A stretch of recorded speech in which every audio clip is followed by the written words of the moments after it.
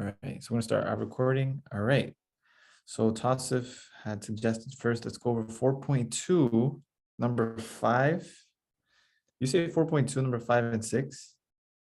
4.3, Professor. Oh, pardon me. Oh, yeah. Okay. Number 5 and 6. Yeah. So I would also say this is a good place to start because these are like the harder ones. These are probably the more difficult problems regarding linear transformations. So if you're able to do these, then you should have a pretty good understanding of linear transformations. So let's see how this works. Let's look at number 5 first. So number 5, we have a standard matrix, right? We want to find what the standard matrix is given a transformation. So this is number 5. 4.3, number 5.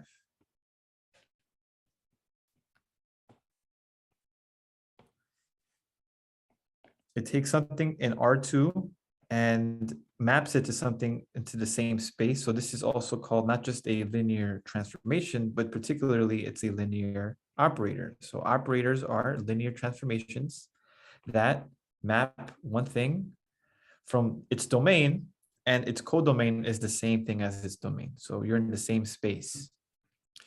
And we're given two vectors. We're given that when we take the vector, the column vector 1, 1, under this transformation, we're given the column vector 1, -2. And we're also given that t, if you take the column vector 2, 3, and map it under the transformation t, the result is -2, 5. And I want to figure out first two things. I want to first figure out what is the standard matrix representation of t, right? And once we find that standard representation of t, the standard matrix representation, I want to figure out what happens to the column vector -4, 5 when I apply the transformation to it. So the idea is this: I'm given two vectors, and I know the image of these two vectors under this transformation. We'll discuss further along the semester that these two vectors are very special because they're called the basis. They're called a basis. We talked about bases. We talked particularly about standard bases. But the word standard implies that this is a specific kind of basis. But we can have actually various kinds of bases. And we'll talk about that later. But for now, all you need to know is that once I know where these two vectors go, I can figure out what other vectors are mapped to. I'm able to figure that out. So automatically, the moment you see standard matrix representation, what do you want to find out? I want to find out this. I want to find out where does TE1 go to? Because this will be the first column of A. And where does TE2 go to? Because this would be the second column of A. That's the extent of this. I want to know where E1 goes to, and I want to go where E2 goes to under the transformation T. Is that clear enough? Any questions about what I'm trying to do? Mir? Do I combine it seems like you're combining the first transformation, second transformation into one matrix, right? I'm trying to represent the transformation that I'm given, right? I'm given the transformation, it's embedded in this mapping. Right. It's embedded here and here. It's not two separate transformations, it's one. It's one single transformation, and I'm given that the matrix or the transformation takes this vector and maps it to this one, but that's not enough information to give me about the transformation itself. So I need another one. So they give me another one. So based upon these two vectors and where they're mapped to, that's enough information for me to figure out what the transformation is, particularly as a standard, as a matrix. Thank you. You see that? And so, and the word standard here implies that I want to figure out what happens to E1, which is the standard basis vector number 1, right? What happens to 1, 0 when I apply the transformation, and what happens to 0, 1? That's what I want to figure out. Once I'm able to do that, I know the columns of A. I know what that would be. That's the hard part. The hard part is, where does E1 go to under this transformation? So what we use is the fact that this is a linear transformation. That's really the crux. That's really the basis of this problem. If you understand linearity, which means, this is what linearity means. If I have a linear combination of two vectors, under this transformation, I get this, where U and V are vectors and A and B are constants. This is called a linear transformation of U and a linear combination, pardon me, of U and V.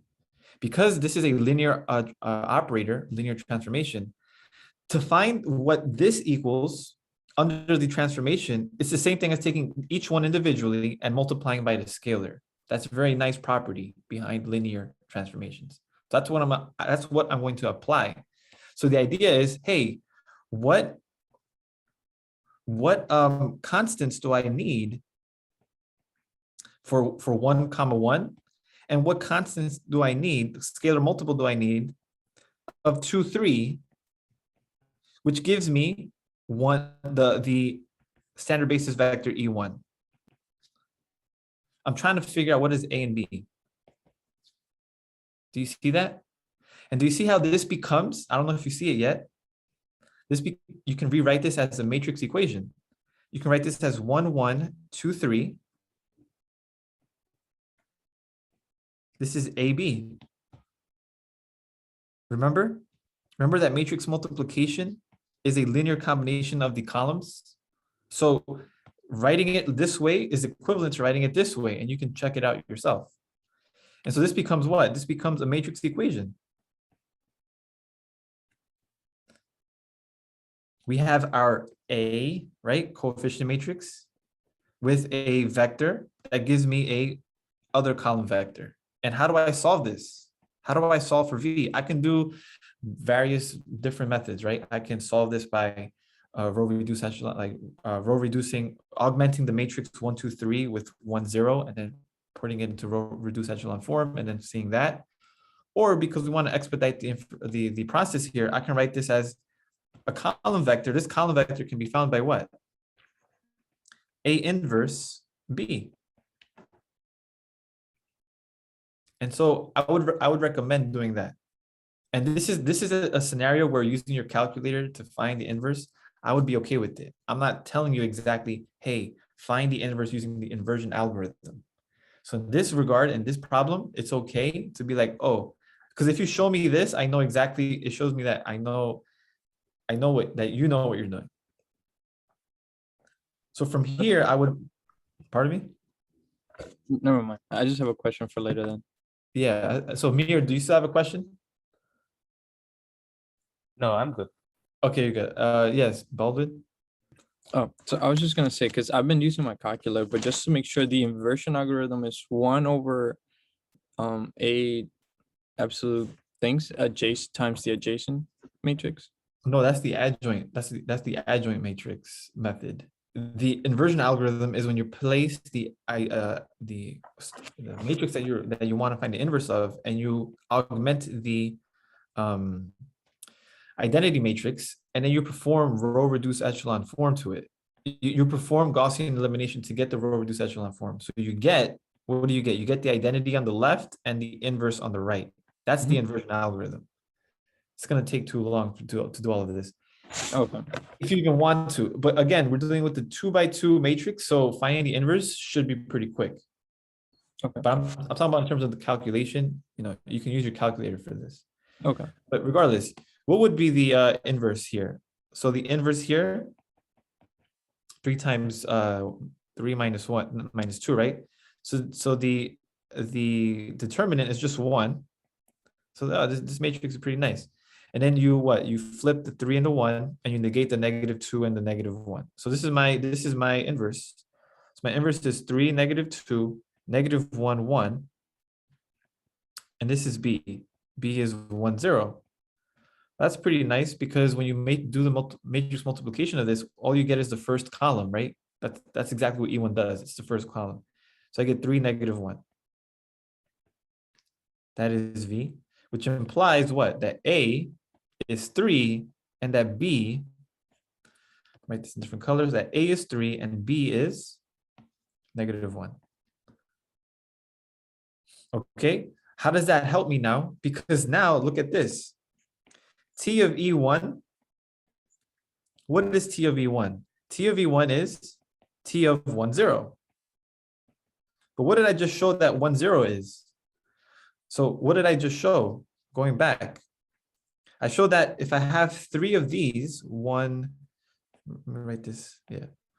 So if I have 3 of 1, 1, and I added to -1 of 2, 3, I get 1, 0, which is that first standard basis vector. So what that tells me is I can rewrite this vector as 3, 1, 1, -1, 2, 3. And I can use the fact that it's linear, which means that I can take this as 3 multiplied by T of 1, 1 minus T of 2, 3. But hey, I know what T1, 1 does. I know where it goes under this transformation. It goes to what? The vector 1, -2. Hey, and I know what T of T2, 3 goes to. I know where the column vector 2, 3 goes to. It goes to -2, 5. And then now this just becomes multiplication and subtraction of vectors. This becomes what? 3, -6 minus -2, 5. This becomes 5, and this becomes -11. So what did I just find out? I found out the image of my standard basis vector E1 under T gives me 5, -11. And this is the what? The first column of the standard matrix representation of T, which is called A. Does that make sense? Any questions?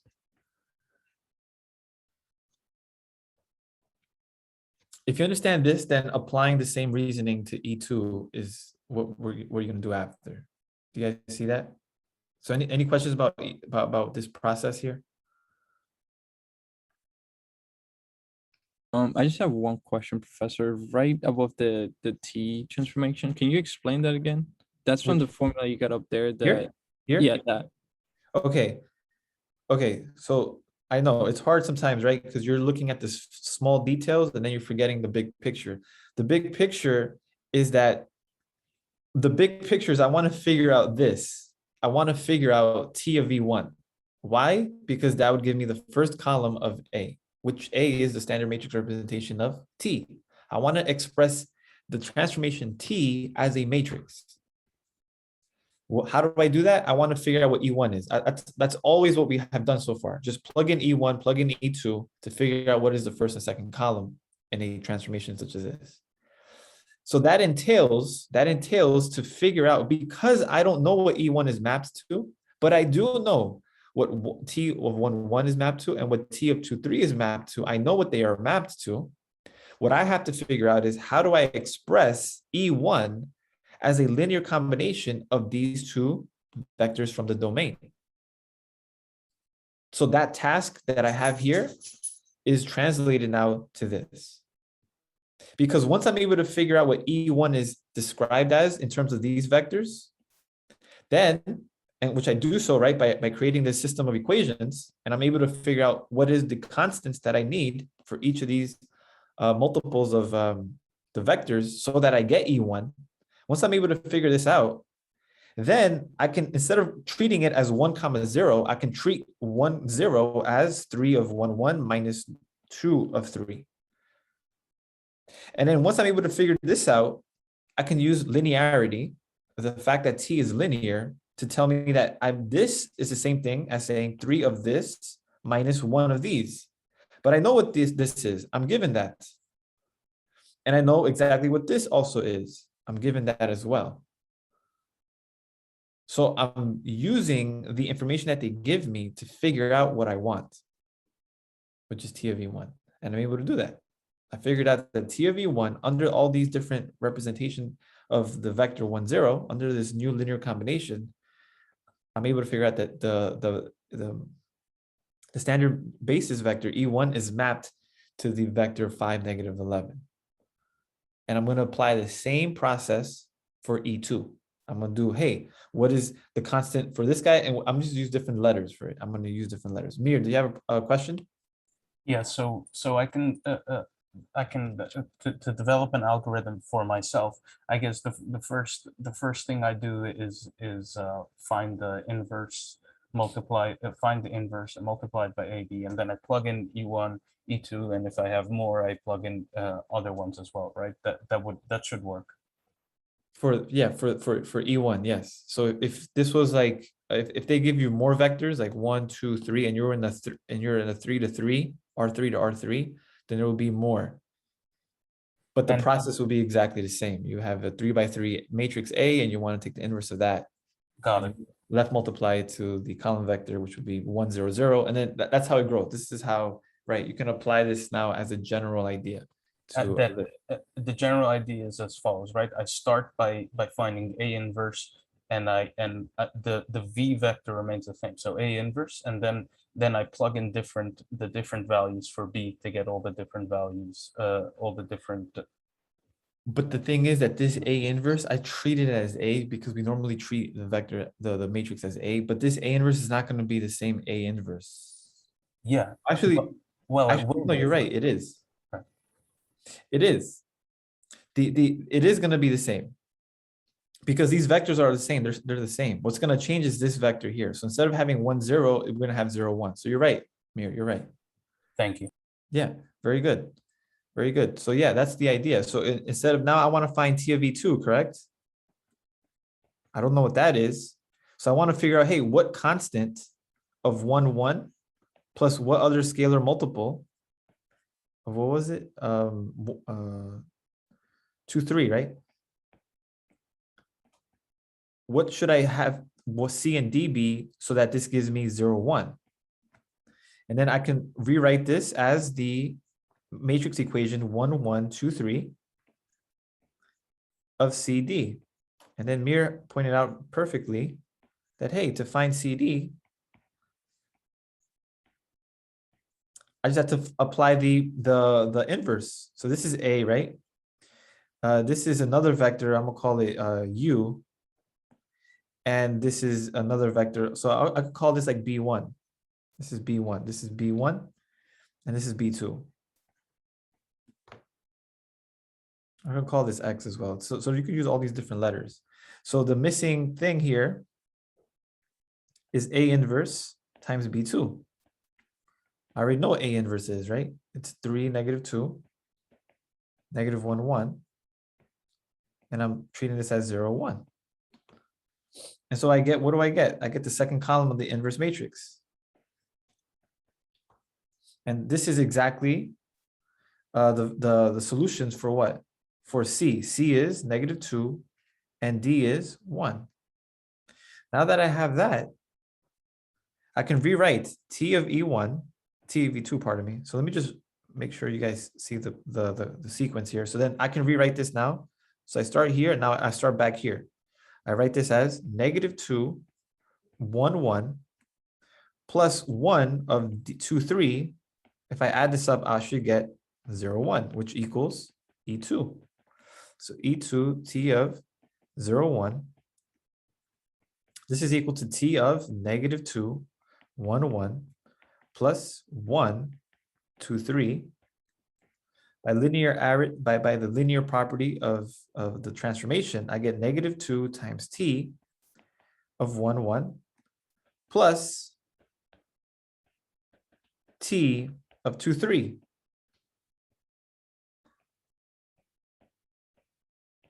But what does T1, 1 is again? What is that again? That's 1, negative 2. multiply by -2 plus, what's t of 2, 3 again? -2, 5. Multiply everything by -2, you get -2, +4, plus -2, 5, and I get -4, 9. And this is my second column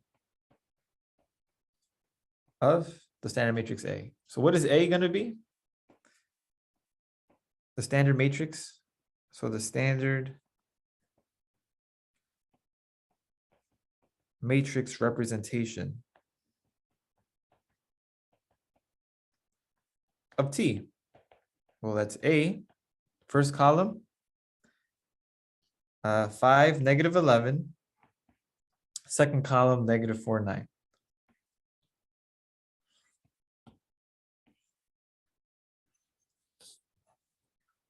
So any questions about this?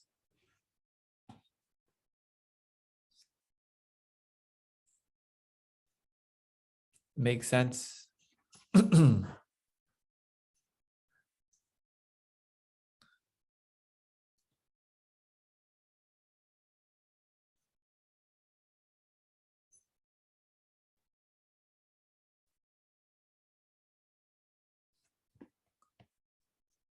It's a lot of work. Yeah, of course.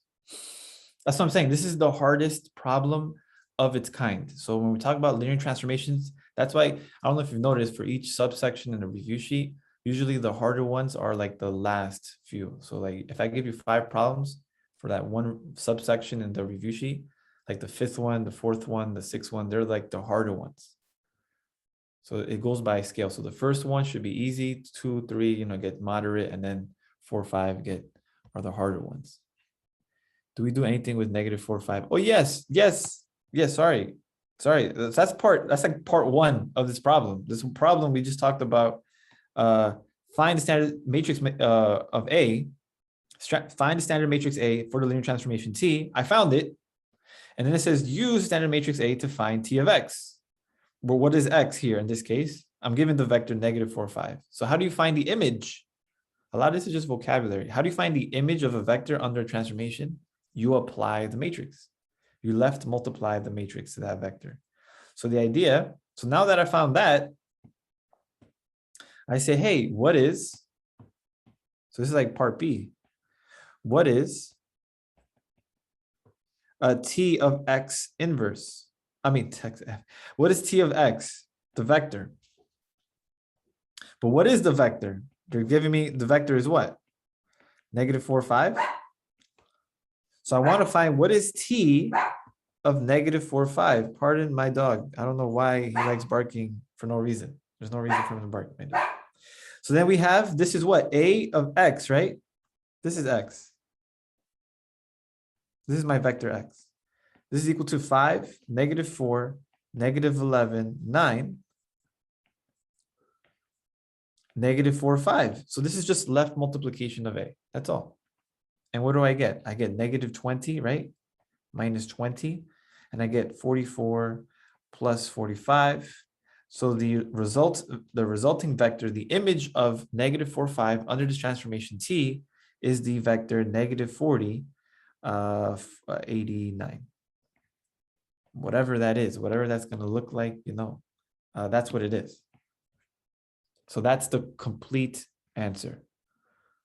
Yeah, so part B is like you get part A is all the work. Part B is just tagging that, tagging that cherry on top. And I just want to mention that, see, it's more than just finding the matrix, the numbers, because once I'm able to find the matrix representation of T, I can apply any vector and I find the transformation, I find the image, right? So just to ensure that you did everything correctly, to ensure that you did it right, when you apply T11, you should get 1, -2. And if you apply T23, you should get -25. So if I apply the vector 1, 1, I do get, what do I get when I apply this?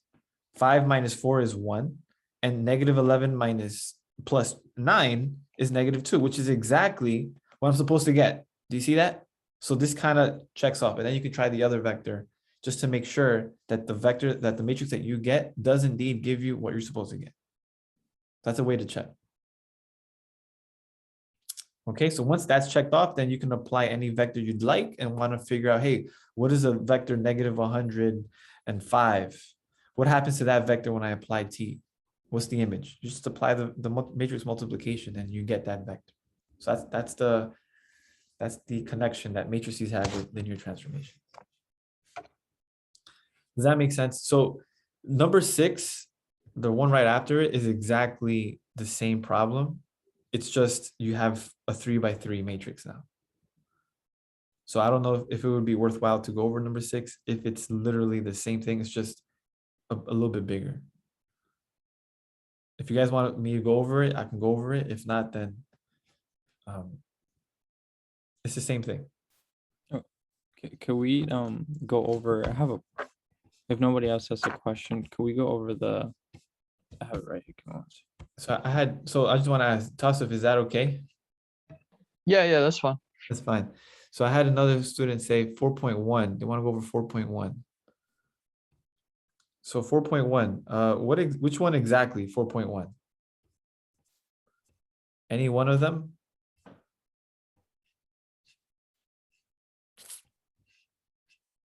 I think Chaitanya, any one of them? Is he here? Oh, he's not here. Okay. Oh, Chaitanya, you are here.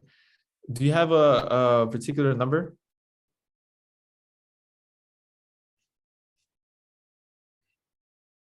No, any single one? Would you would go any single one of these? Can we do number 5? That was the one I was gonna ask. Number 5? Sure. This is number 5. So we have, let me just take.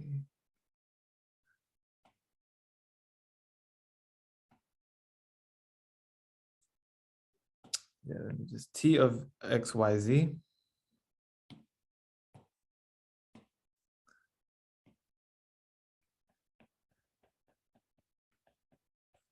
Is equal to XY. And then we got XZ. This is 4.1, number 5. So the idea for number 5, right, is for this section here, linearity of properties, we want to figure out whether the transformation that they're giving me is indeed linear or not. And so all you have to do is check out the two conditions for linearity. One of them is if you have a sum of vectors and you input that as into the transformation, the result is the same thing as if I took the vectors themselves individually, apply the transformation, and added them afterwards. So that's what I want to check first. Does that coincide?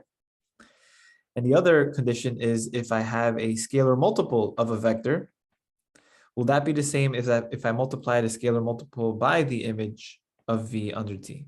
So those are my two things. If both of these check out, then it's a linear transformation. If one of them fails, it's not a linear transformation. So you only have to have one of them to fail for you to be able to conclude it doesn't work out to be a linear transformation.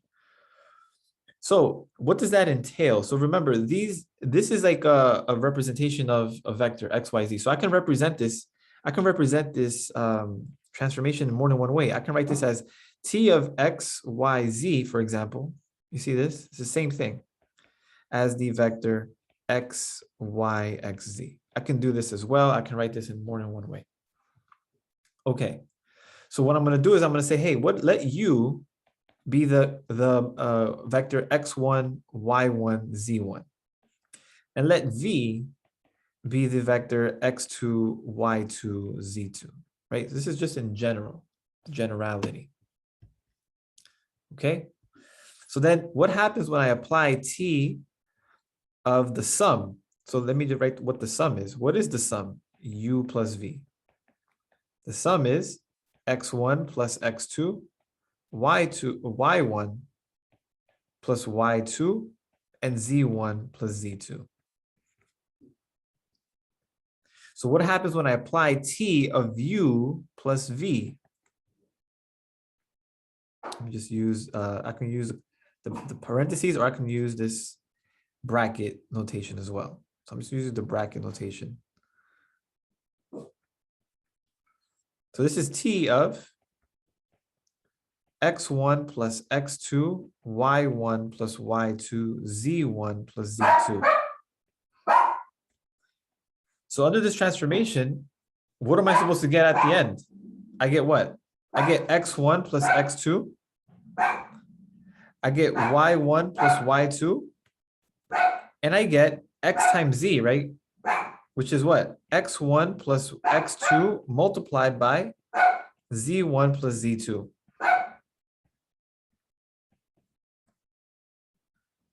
Is that the same as getting T of U1 of U, which is x1, y1, and x1, z1, and TV, x2, y2, and x2, z2? Is that the same thing when I add these two together? What happens when I add these two together? Yes, they are the same. Are they? No, they're not. Foil. Right? Hold on, let me write this as, yeah, foil, exactly. They're not the same because I get what? I get x1 plus x2. I get y1 plus y2, and I get x1 z1 plus x2 z2. However, this is not the same. They're not the same. Why? Because this here gives me what? What does that give me? That gives me x1 z1 plus x1 z2 plus x2 z1 plus x2 z2. So I have these elements here, they're the same, but this middle term here is not apparent here. So T of U plus V is mapped to something completely different than the sum of them, of the individual vectors. Because that's the case, I don't even have to check this. I don't even have to check this property. I say, since T of U plus V does not equal T of U plus T of V, then T is not a linear transformation.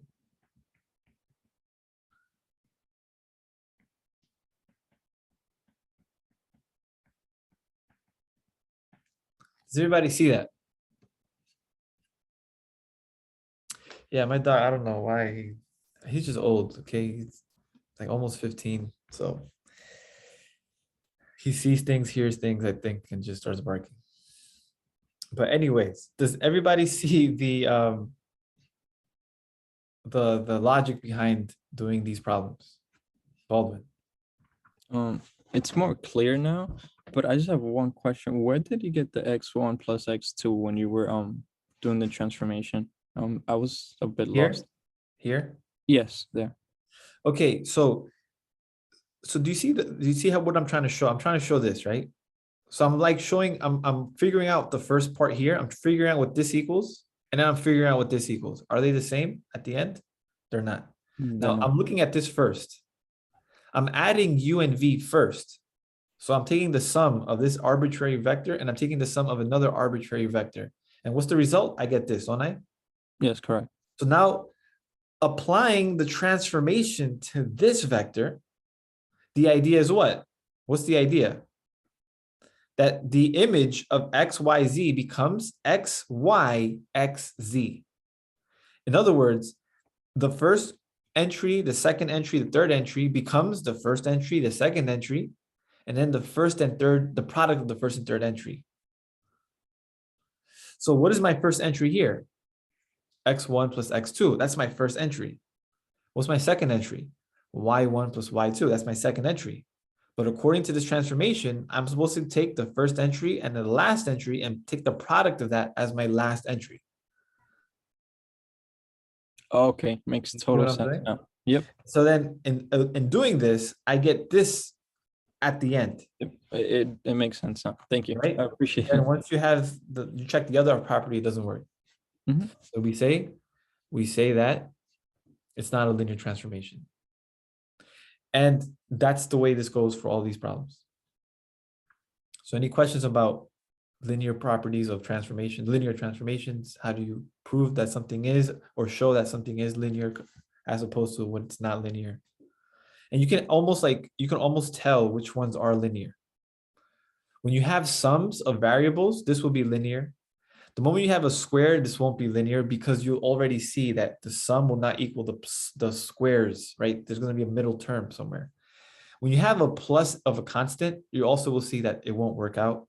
And when you see this, this will work out. So you should already be able to tell something that's linear versus something that won't be linear. The moment you see products of variables, squares, and sums of multiple of constants, it won't be. But if you just have like sums of variables, then there's a linear connection to that. So Tanya, how many questions on the test? Very good question. Everyone asked the same thing. Like I said, I think the more important thing is if you can do every problem here, that shouldn't be a problem. My thing is I'm going to try to get at least one problem from each section of these. I'm going to try to do that. So it's going to be one of those things where you're probably going to have 5 problems, like 5 parts, 5 sections to the problem. Like literally we have 5 of these, right? We have one on linear systems, one big section on arithmetic with matrices, one big section on inverses, another section on linear transformations, and then that last section on determinants. So I'm going to definitely take a problem from each of those sections. Okay, and then have probably multi parts to them. So depending upon how you view a question, it probably could be 5 major problems, and then underneath each problem, there's like 2 to 3 questions. So it might be overall, might be 15 overall, something like that. But the idea is that I think 2 hours would be enough for you to complete the test. Okay, so let me just go over the ones. Let's see. So I did that one. 4.1 is good. Then Saida says number 4 from 1.1. So let's do that, okay? And then Baldwin, I'll go over yours. So let's go over number 4 from 1.1. From 1.1. Number 4. Okay, so they're giving us a row reduced echelon form. Will there be partial credit or a curve? Well, partial credit is always embedded in the grading. But the curve, I don't really do tests on curves. So yeah, partial credit will definitely be part of the grading aspect. Okay, so we were given a row reduced echelon form, and we want to figure out the pivot rows and columns and solve the system. So the first thing we're assuming is that this is an augmented matrix. So let's write this down here. So this is a 1.1, number 4. So we have the matrix 1, 0, 0, 0, 7, 0, 0, 0, negative 2, 1, 0, 0, 0, 1, 1, 0, negative 8, 6, 3, 0, 0, 9, 5, negative 3. And this here, this last column is augmented. So the first thing I do is, hey, what are the pivots? Where are they? The exam is not open book. You should be coming in with literally a pencil, a calculator, and your brain. And yeah, that's it. So you're not supposed to use your notebooks to test. Okay, so what are the pivot rows? Well, you can just look at it, can't you? Once I found the leading ones, right? The ones, Yeah, pen is okay too. Somewhere. Pen is good. Pen, pencil, anything that writes. So where are the pivot rows? Where do the ones appear? They appear in rows 1, 2, and 3. How about the pivot columns? So in the perspective of the columns, where do the ones appear? They appear in the first, the third, and the fourth. So 1, 3, and 4. Yeah, Mir, don't forget your brain. And then the question is, how do I solve, right? So think about what this actually represents. This represents the not exactly the row reduced echelon form. This represents the reduced echelon form, the row echelon form, not row reduced. So this looks like you can treat the first column as x1, right? As the numbers for x2, for x3, for x4, and for x5. So that first, that last row here, that not the zero row, but this second to last row here, what does this tell me? What is this equation? This equation is telling me, so this is this is row 3. So row 3, what does row 3 say? Row 3 says, if I have x4 plus 3x5, sorry, this is a little thin. x4 plus x5, I get 9. Sorry, 3x5.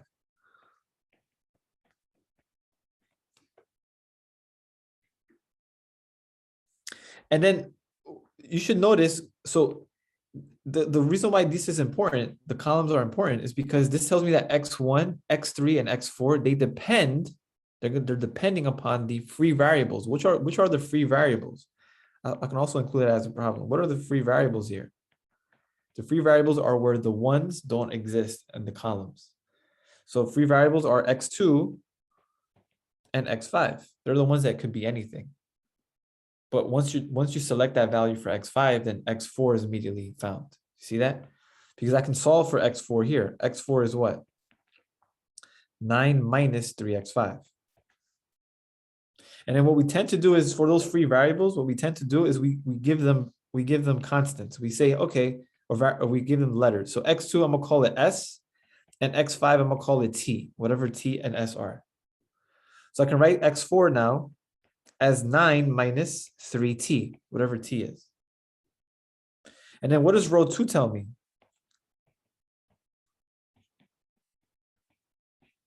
Well, row 2 tells me that if I have 1x3 plus x4 plus 6x5, I get 5. But I already know what x4 is. So let me first solve for x3. So I get 5 minus x4 minus 6x5. But I know x4 is what? I know it's 9 minus 3t minus 6 times t. And I get 5 minus 9 plus 3t minus 6t. And I get negative 4 minus 3t. So far, this is what I have for x4. This is for what I have for x3. And then lastly, what do I have? Row 1. Do you see how I'm going down from the bottom up? Like back substitution. This is called back substitution. So row 1. What does row 1 tell me? It tells me that x1 plus 7x2 minus 3x3 minus 8x5 gives me negative 3. If I solve for x1, I got negative 3 plus 8x5 plus 8x3 minus 7x2. What's x5? It's t. So this is negative 3 plus 8t plus what's x3? It's 8 times negative 4 minus 3t. And what's x2? x2 is s. So this becomes -3 plus 8t minus 32 minus 24t minus 7s. Then I combine like terms and I get -35 minus 7s minus 16t. This is x1.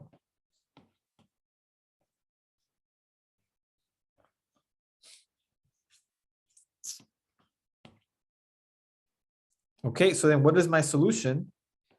What's the solution to this problem?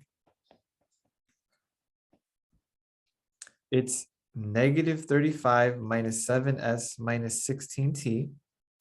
S, x3 is -4 minus 3t. x4 is 9 minus 3t. And x5 is t. This is one way to express it. Another way to express it is as a column, as a comma delimited form, right? I can write this. I can write this also like this, like -35 minus s 7s minus 16t, comma s, comma -4 minus 3t, comma 9 minus 3t, comma t. There's so many ways to express this. And if you can, you'll see hopefully that you can also write this as this way: -35, 0, -4, 9, 0, plus s multiplied by -7, 1, 0, 0, 0, plus t of -16, 0, -3, -3, 1. That's another way, and you'll see later that this way is actually a little bit better to express this, but any one of these would be correct. So any questions about this problem? Does everyone follow what I did? How do we read the row echelon form of this matrix?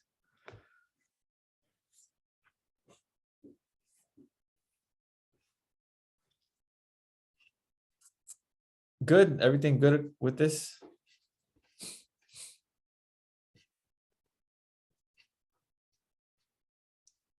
Okay, great. I'm glad. So then the next question, if there's no other question, the next one is the second part of 4.4, inverse transformation. So 4.4,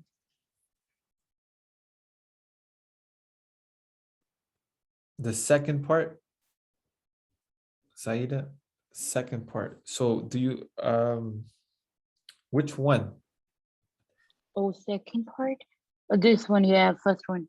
Yeah, this one here, the first one? Yeah, Okay, first one and the second. Can you do the both? can I do both of them? Yep.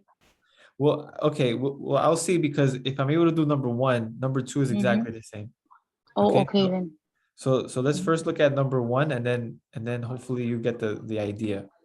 And So- I want to say for the previous question you did, on the Yeah. answer sheet, it was a different answer. That's why I was confused.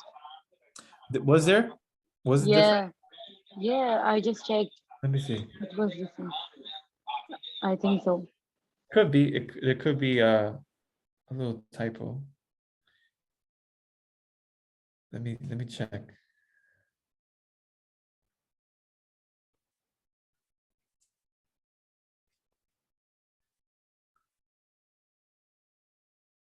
Nine minus 3ts.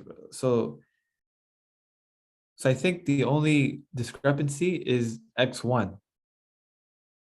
Everything else is right though.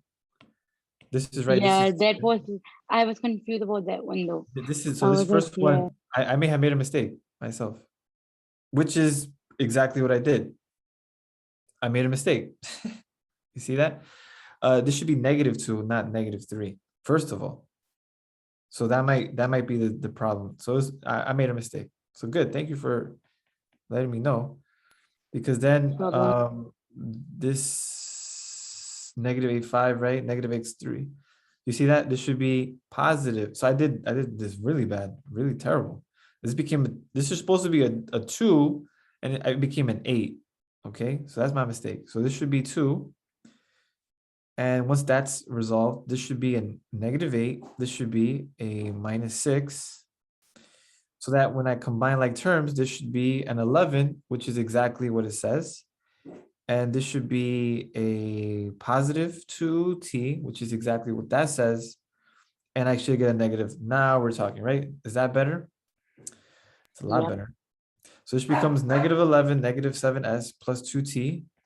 This should be not 35, but it should be 11. This should be -7. This should be 2, -2. And this should be changed as well. This should be -11 minus that, and this is plus. Thank you. Can't believe I wrote that as an 8. That's my fault. Now it should be everything should be happy in the world. Everything's harmonious, and we're all happy, right? Great. So now let's go to 4.4, number 1. Part 2, number 1. So this is 4.4. Part 2, number 1. So for this one, it says determine whether the operator T is defined is invertible. If so, find the standard matrix vector matrix for the inverse. So these equations here, W1 equals x1 minus 3x2 plus 4x3. W2 is negative x1 plus x2 plus x3. And W3 is negative 2x2 plus 5x3. This represents a matrix. This represents a This represents a transformation, which will be expressed as a matrix. So I can rewrite this as 1, -3, 4, -1, 1, 1, 0, -2, 5, multiplied by x1, x2, x3, which gives me the column vector W1, W2, W3. Do you see how we're able to do that?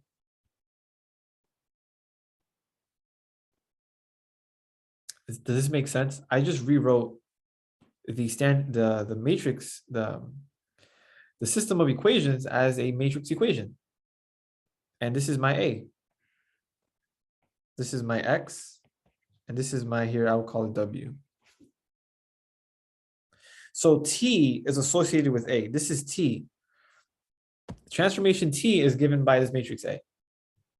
And I want to figure out, hey, what is T inverse? T inverse is associated with not A, but A inverse. It's the inverse. So I want to figure out, hey, what happens? Is it possible? Does the inverse exist? So that's the question. Does the inverse exist? And if you notice, it looks like this matrix, the invertibility of the transformation T is dependent or is indicated or determined by the invertibility of the matrix A. So if the matrix A is not invertible, then T won't be invertible, and so on and so forth. So the question is A invertible?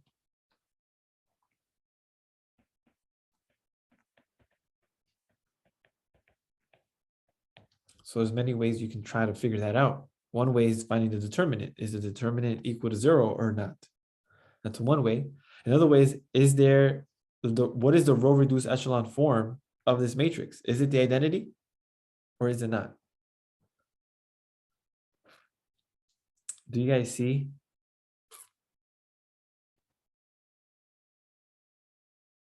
Do you guys see it? Do you guys see that if I add this row to this? Remember this? So if I add this row, what happens if I add row 2 to row 1?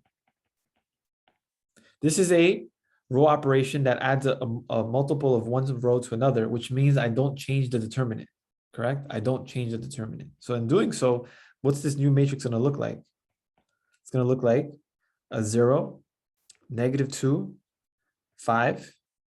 This is -1, 1, 1, and this is 0, -2, 5.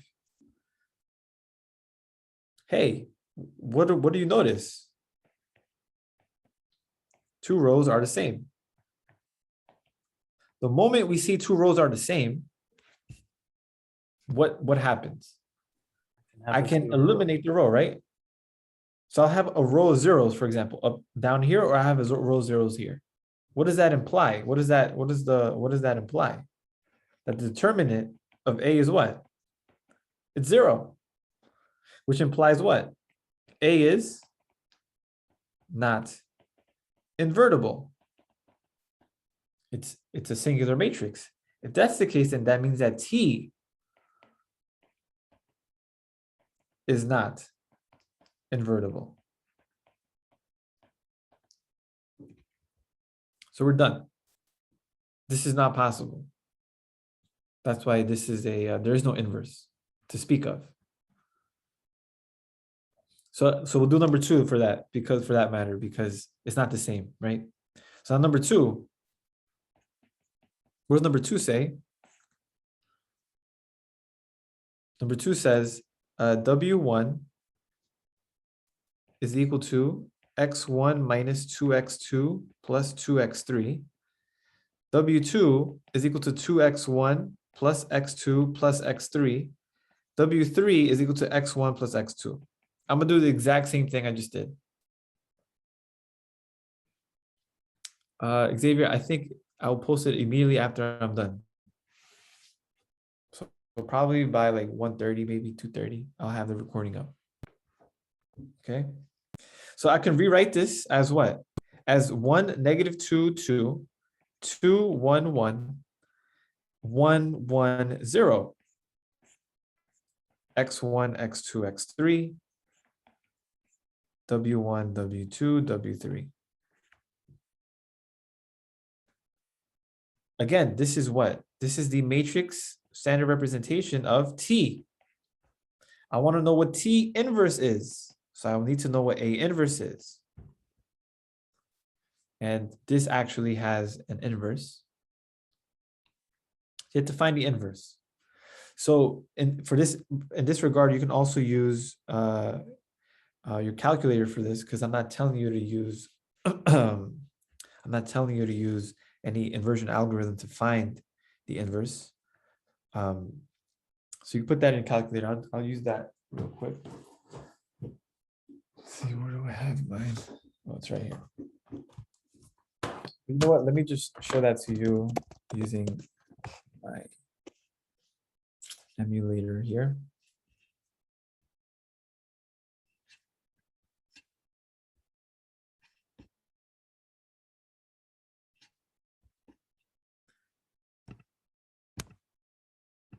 So let me go to matrix.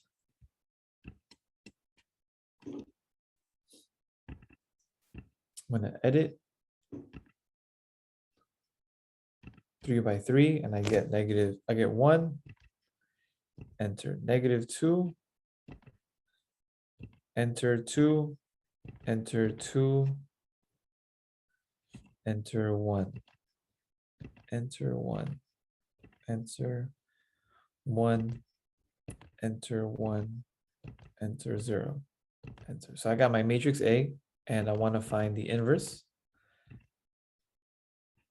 So I got A, and I find the inverse by pressing this button here, and boom, this is my inverse matrix. So this will be 1, -2, 4, -1, 2, -3, -1, 3, -5. Okay, everyone clear with that?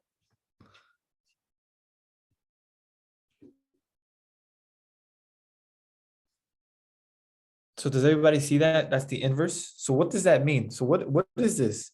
So just to rewrite this as a matrix equation, as a linear transformation equation, I'm taking a vector x and I'm getting something w, right? So you can think of a transformation as a machine where I have some vector here that's being input, right? This is my input. I'm plugging into T, and the output is W. But hey, what does the inverse do? The inverse goes the other way. The inverse takes the input, the output of T, and makes it that the input. So this is the output of T, this is the input, this is W, and the result is x. Do you guys see that? Do you guys understand the relationship between t and t inverse? So it makes sense, doesn't it, that if this t x equals w is the same thing as writing a x gives me w, then the inverse of this is x is equal to the a inverse of w. So what is x? It's a inverse w. So it's 1, -1, -1, -2, 2, 3, 4, -3, -5, and I apply w1, w2, w3. Left multiply, and what do I get? I get w1 minus 2w2 plus 4w3 minus w1 plus 2w2 minus 3w3, and then minus w1 plus 3w2 minus 5w3. That is the result that I get. So if I want to write it now as what is t inverse of w1, w2, w3, I get w1 minus 2w2 plus 4w3, comma, negative w1 plus 2w2 minus 3w3, comma, negative w1 plus 3w2 minus 5w3. Boom, done.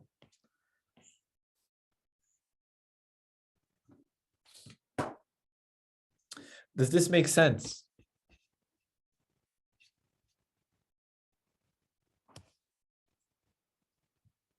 Yes, no, maybe so.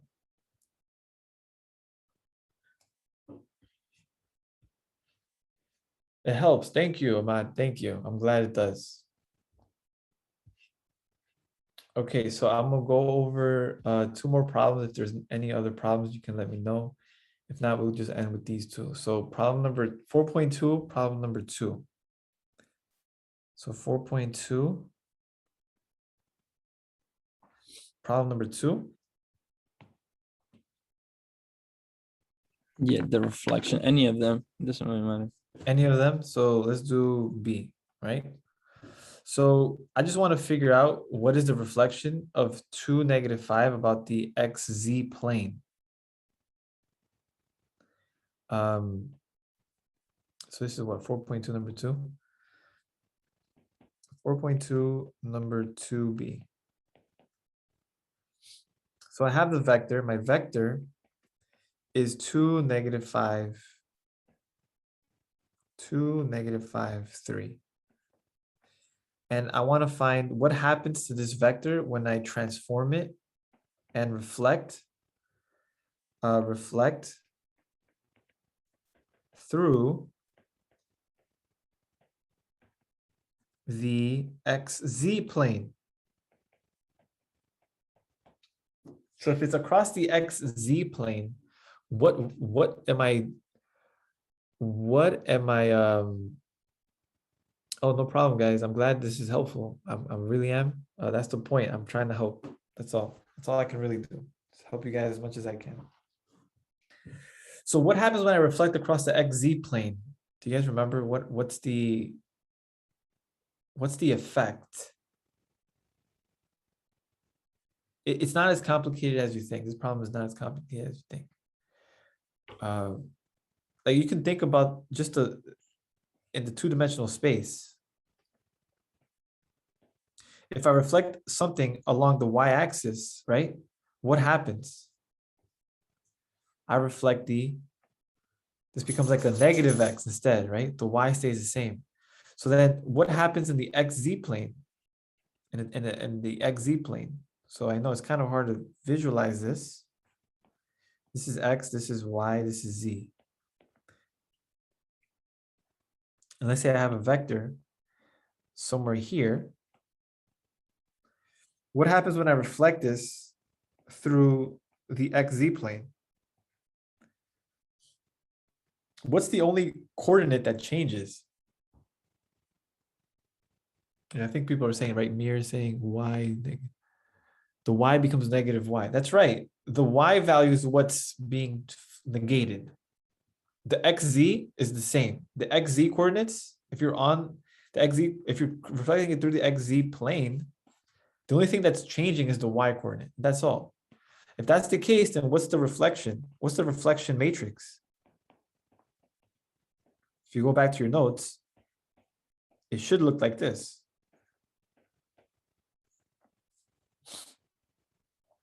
So then when I apply the transformation of reflection, I'm really multiplying by this matrix up to the vector 2, -5, 3. But all that does is really just negate the Y value. So it's 2, 5, 3. So that's the extent, that's it. Oh, That's all it is. So I would recommend for this section, just going back to that lecture that we talked about all the different operators, reflections, rotations, projections, and just look at the matrices. They're very simple matrices. They're either identity.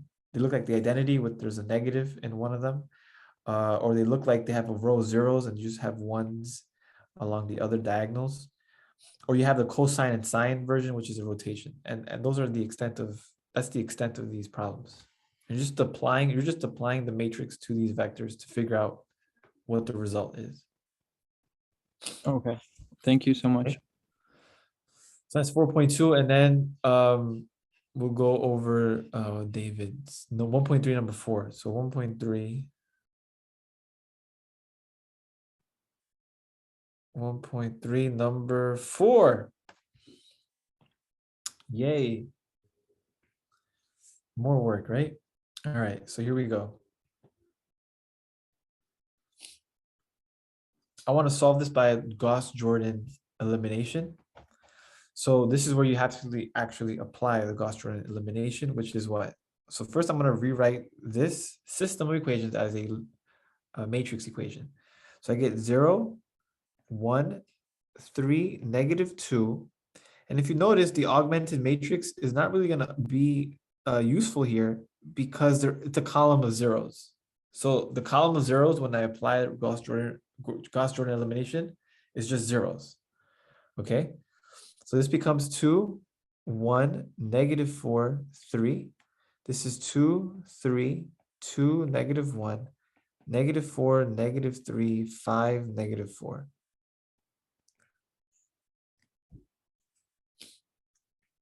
Okay.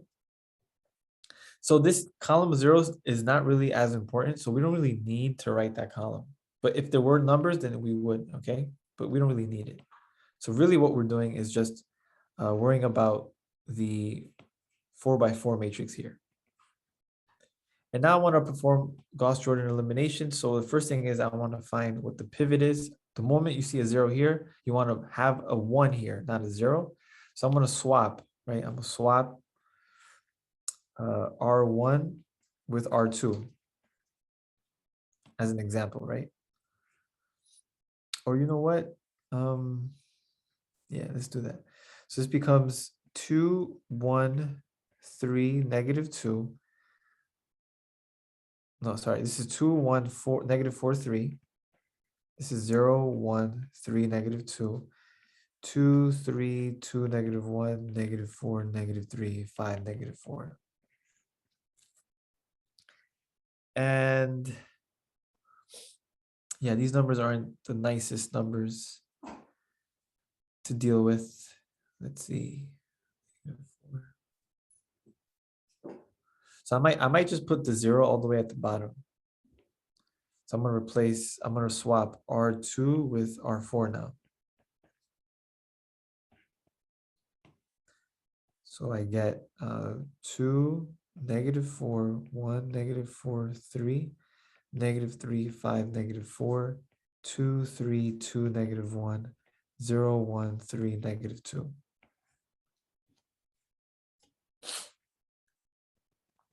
And then I'm gonna eliminate these zeros. Okay, I'm not gonna make this a 1 yet. I'm just gonna leave it as a 2. I know this will become a 1 later, but for now I'm just gonna leave it like this so I can eliminate these quickly. I'm gonna try to do that. Sorry, I'm gonna try to do that in one step. So I'm gonna say if I take twice R1, add it to R2 into R2, I eliminate this -4. And if I take negative R1 and add it to R3, into R3, I eliminate this next two, right? So then this becomes 2, 1, -4, 3. This is 0. I multiply by 2 plus 3, -3, I get -1. This becomes -8. This is -3. And this is 6. This becomes 2. If I negate -2, I get 0 here. This will be stay the same. And then, let me see. Let's see, 1.4.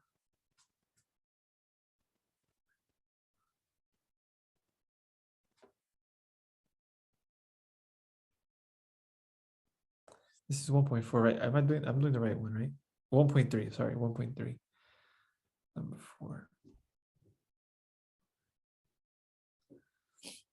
Okay, and then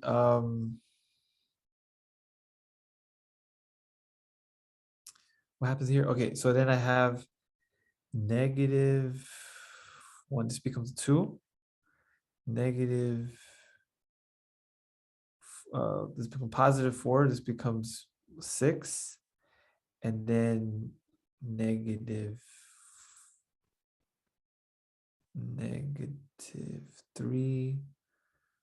This becomes a -4.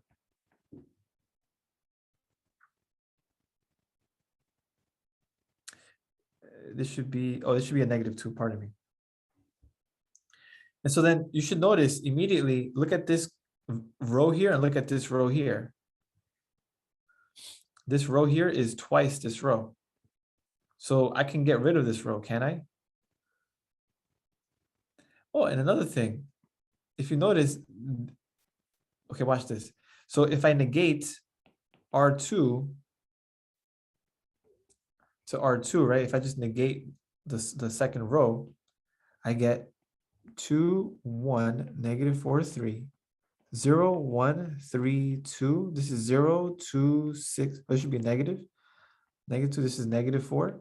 This is 1, 3, -2. So what happens, guys, is that in this problem, and trying to make this into a, yeah, Ahmad, that's a true scare. That's a true, a real fear, because it's very easy to mess up, especially in these problems. Even though it's a simple task, the amount of arithmetic, the amount of ways that you can get an error based upon the arithmetic is very large, right? There's many ways that you can get one little thing wrong. So you always have to be very perceptive on what you're doing. What you notice is that this row is just a scalar multiple. These rows are just scalar multiples, and this row is the same. So if I add, for example, if I take -2 R2 and add it to R3, into R3, I eliminate that whole row to become zeros. If I take -R1 and add it to R4, into R4, I also eliminate that whole row. So what's left? I get 2, 1, -4, 3. This is 0, 1, 3, -2, and I'm left with a row of zeros, 2 rows of zeros. And then I can make the first row, I can make that into a pivot by making it a 1, right? A leading 1. So I get I get half of R1 into R1. And I'm left with 1, 1/2, -2. This is 3/2. And this is 0, 1, 3, -2. This is 0, 0, 0, 0, 0, 0, 0, 0. I can continue, but I'll just leave it this way because this is in row echelon form. And I can solve the system. These have 2 pivots in the x1, x2 column, and the x3, x4 are what are going to be called the free variables. I can say x3, for example, I can call this S, and I can call x4 T. I don't have to. It's just a convention, right? So this becomes the first row. What does row 1 tell me? Actually, I'm gonna start with row 2. What does row 2 tell me? Row 2 tells me that if I have x2 plus 3x3 minus x4, that equals 0. So x2 is equal to negative, positive, I should write negative x3 plus x4. But x3, what is x3? S, and what is x4? T. So x2 is negative 3s plus t. Okay? And then what does row 1 tell me? What does row 1 tell me? Well, row 1 tells me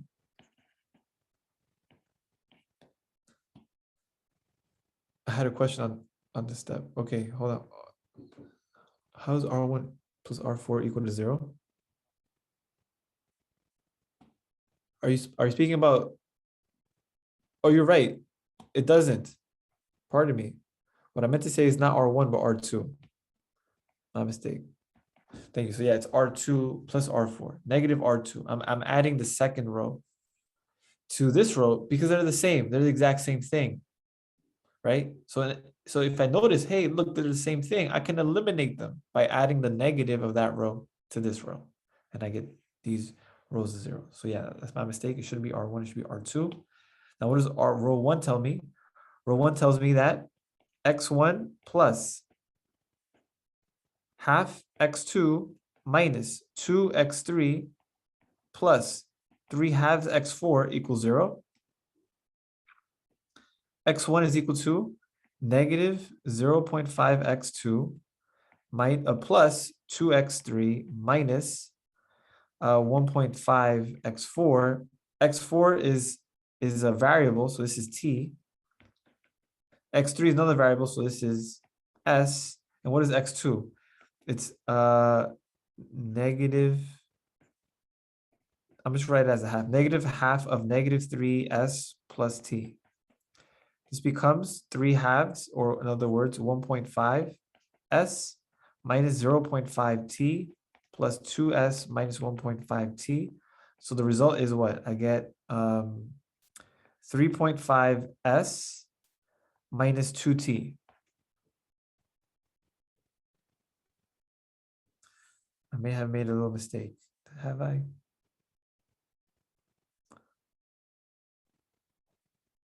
Because it looks like that first x1 is also might be a mistake. So let me just double check. So 1.5, you got negative 2 plus 3 halves. And then x2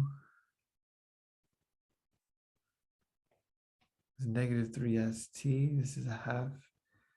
And 1.4 t 1.5. So the only thing that is a little discrepancy with the answer is the negative 2.5. Negative 2.5.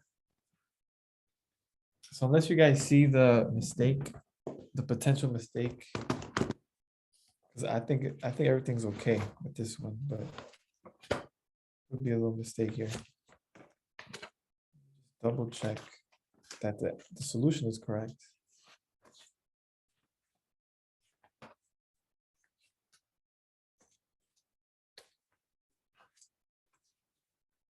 This is 1.1, right? Does anybody see it? Is there everything okay with this or no? Hold on. One sec.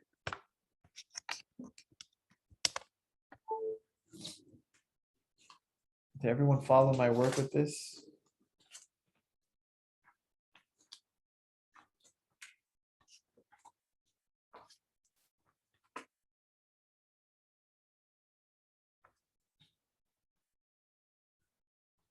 What is this? 1, 2.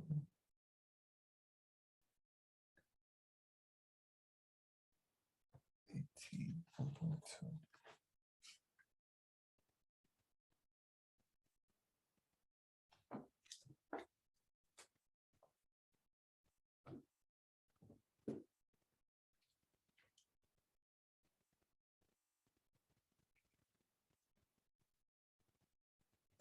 Yeah, I think I think that the answer that I gave you might be incorrect. The minus 2.5 thing.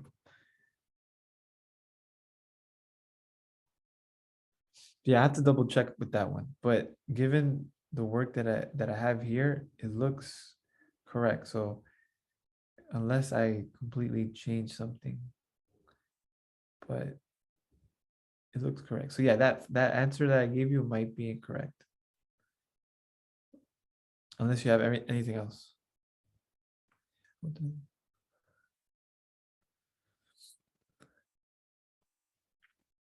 Say that again, Leo. What do you mean by you went to the bathroom before on the first question? So can you scroll down a little bit? Which one? Yeah, right there where it says row 2 on the bottom right of the page. Where'd you get those numbers from? Because it was kind of like the first step on I mean the first problem on 1.1 Yeah. over 7. I went to the bathroom and I don't know where you got those numbers from. Yeah. Thank you. So I see where I made a mistake. There should be a -2 here. And where I got these numbers from, these numbers come from the this row. Oh, okay. All right. Yeah. Right? 'Cause this row here, thank you. Your question helped me because now this is x2 plus 3x3 minus 2x4. So there we go. Now we're good. Everything's good in the world, guys. You see that little, my goodness gracious. This little 2 here messed everything up because now the answer that I gave you is correct. It's 2. You see that? And then once that's right, then the next thing is going to be right too. Then this should be a 2 here. Then this is going to be a 1. This is a -1, and this should be a -2.5. And now everything is beautiful. The world makes sense. Everything's okay. And so then the solution, what's the solution? So you see that little 2 is escape. Guys, be careful with your word. That's all I can say. We all can succumb to this. So this is x1, right? This is the first entry. x1 is 3.5s minus 2.5t. What is x2? It's -3s plus 2t. And then the next entry is s, and the next entry is t. So this is my solution. Okay. And in the answer choice, in the answer sheet, it says x3, x4 instead of s and t. You can do that interchangeably. Ahmad, will be penalized if you make small errors like this. Of course. That's why I have to double check your work. That's why I double check my work. Because I'm like, wait, something's wrong.